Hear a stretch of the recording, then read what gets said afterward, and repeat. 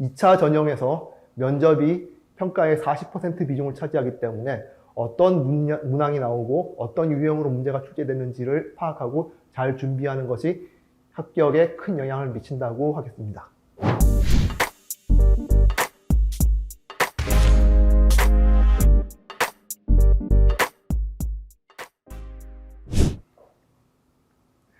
네, 안녕하세요.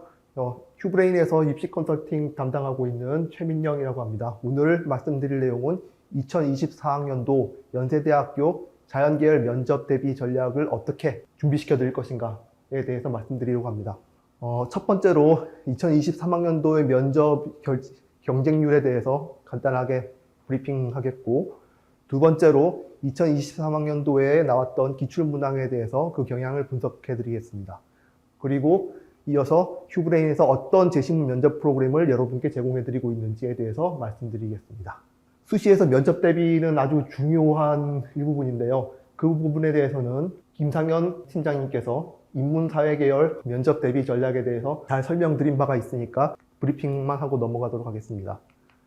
면접 대상자는 1차 서류 전형에서 5배수 내지 4배수를 자연계에서는 뽑게 되어 있어요.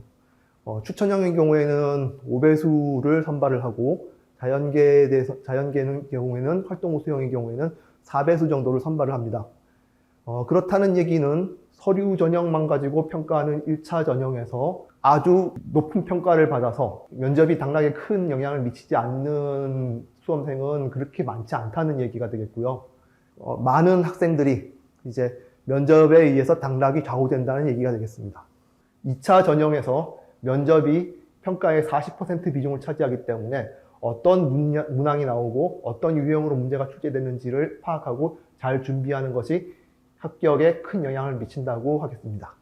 연세대 면접고사는 앞으로 면접 대상자가 점점 늘어날 것으로 예상이 되므로 아주 중요한 향후 연세대 면접고사에 대해서 경향을 파악하고 준비하는 것이 아주 중요한 사항이라고 하겠습니다. 바로 2023학년도 기출문항에 대해서 말씀드리겠습니다.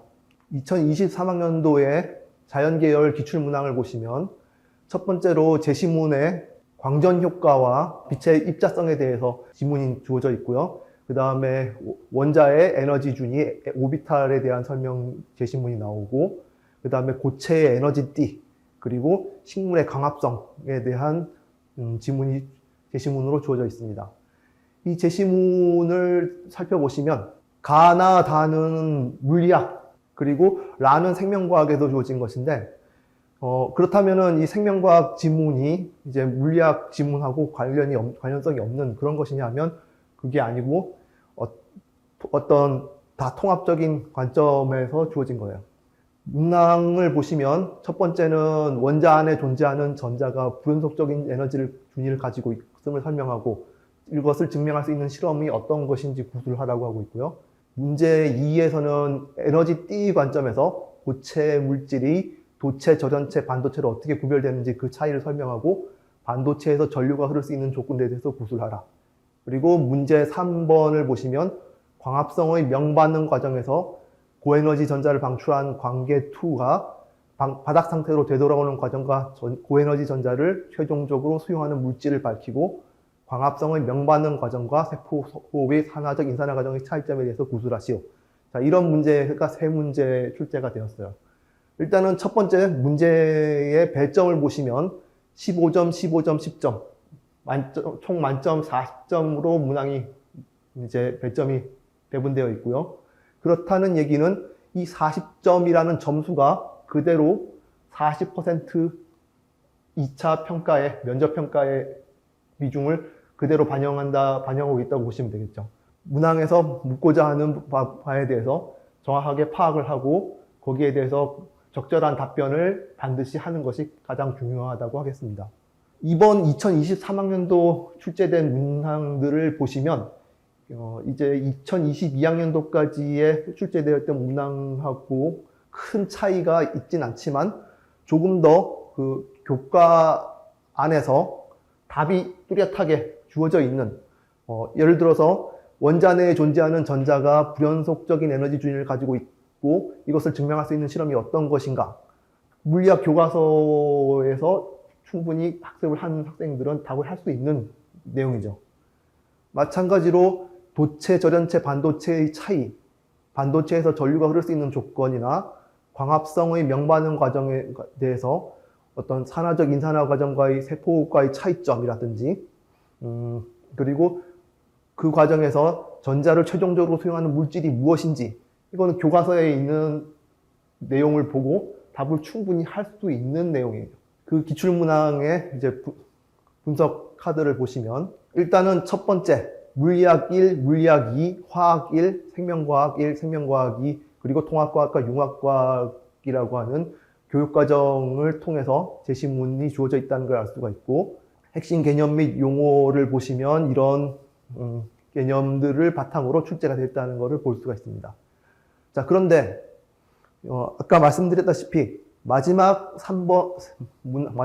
제시문인 생명과학 제시문과 그리고 3번 문항이 생명과학 문제가 전혀 상관관계가 없이 어떤 별개의 프로세스를 통해서 출제된 것이 아니라 어떤 통합적인 이해를 하고 있는가 라고 하는 것을 파악하기 위해서 출제가 되었다는 것을 아셔야 해요.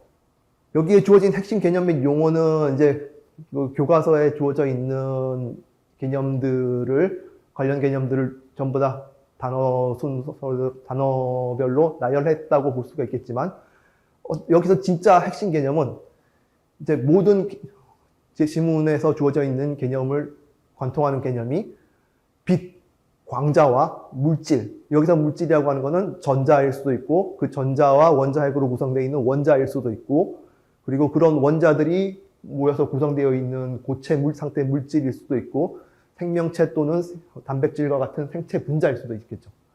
그런 빛과 물질의 상호작용과 그 상호작용을 통한 에너지 전달이라고 하는 관점을 물리학에서 원자의 에너지 준이라든지, 그리고 고체 상태에서 에너지 띠라든지, 그리고 광합성 과정과 세포호흡 과정에서 전자가 전달되면서 에너지가 어떻게 생성되고 어떻게 이동하는지에 관한 통합적인 이해를 충분히 하고 있는가.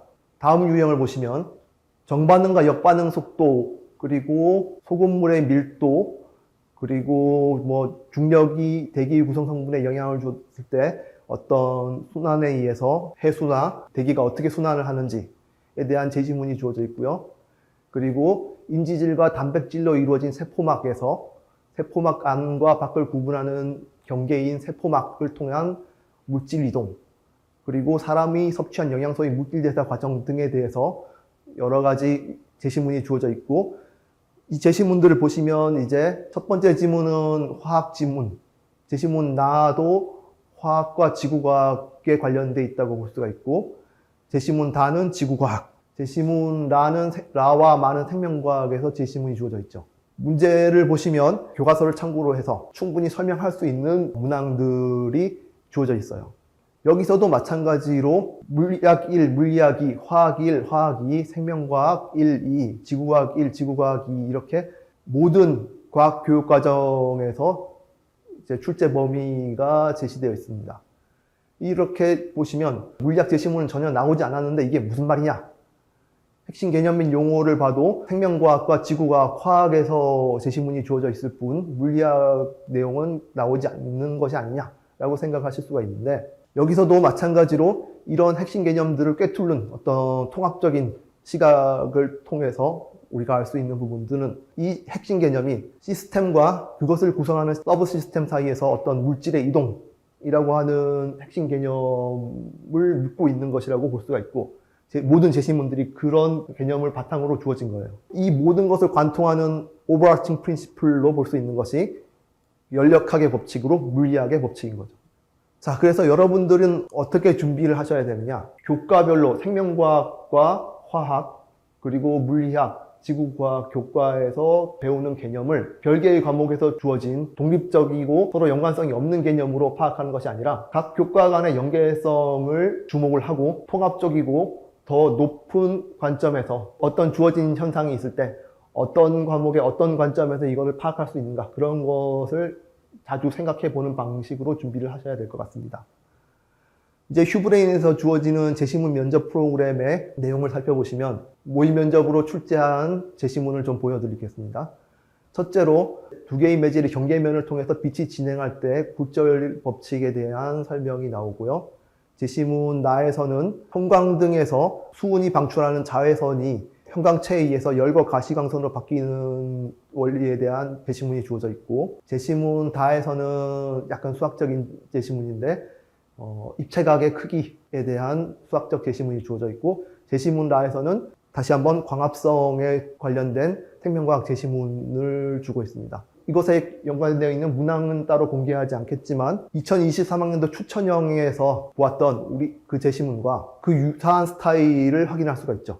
2023학년도 추천형 문제도 빛과 물질의 상호작용을 물리학, 화학, 그리고 생명과학 시스템에서 통합적인 시각에서 파악할 수 있는가에 대한 제시문들이었다면, 이 제시문에서도 빛과 물질 상호작용, 그리고 흡수 스펙트럼과 방출 스펙트럼에 대한 이해, 빛이 진행하는 경로에 대한 이해를 종합적으로 묻는 그런 제시문이 주어져 있습니다. 교과 사이에 연계성을 강조하는 이런 제시문이 계속해서 출제가 될 것으로 생각이 되기 때문에 이런 문항들을 많이 개발하기 위해서 많은 노력을 하고 있습니다.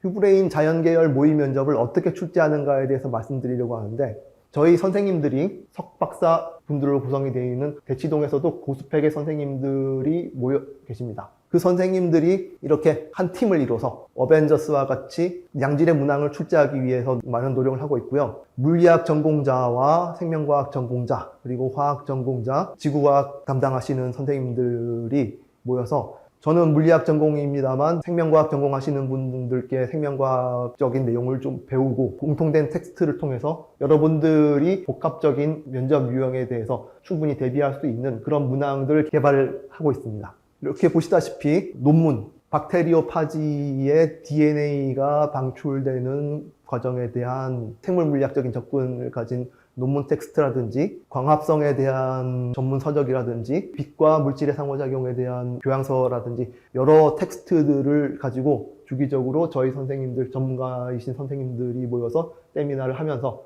문항들을 개발해서 여러분들의 제시문 면접에 대해서 충분히 대비가 될 수 있도록 계속 개발하고 연구하고 있습니다. 여러분들의 합격을 위해서 저희는 최선을 다하고 있습니다. 감사합니다.